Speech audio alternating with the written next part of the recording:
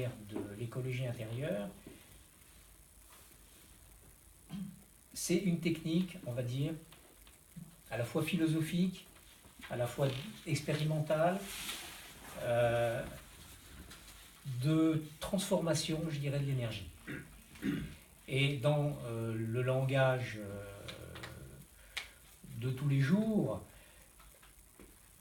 on va appeler ça, je dirais,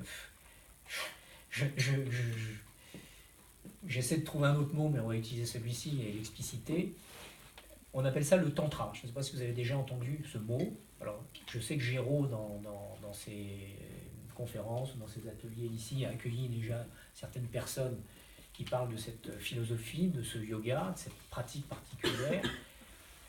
Alors nous, dans l'écologie intérieure, on a choisi un angle d'approche particulier du tantra que je résumerai de la façon suivante.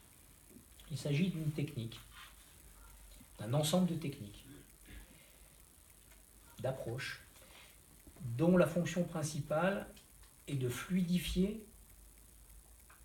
l'énergie, c'est-à-dire quand vous avez une énergie qui est lourde, par exemple, la rendre plus légère. Quand vous avez une énergie qui est trop rapide, la rendre plus lente, ralentir. Quand, à l'inverse, vous savez, on a tous dans nos relations des gens un peu pénibles, et on va dire, celui-là, il est lourd.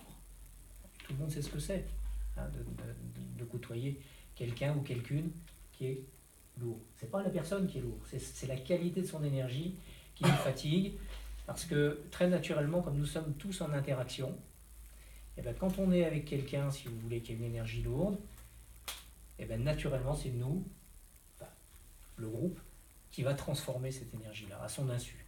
Alors, on prendra un petit temps pour parler de ça, parce que ça, c'est très pratico-pratique pour chacun d'entre nous, et c'est quelque chose que vous pourrez ramener, si j'ose dire, chez vous, dans votre vie, et vérifier et utiliser tous les jours, et vous allez vous rendre compte que ça va réellement...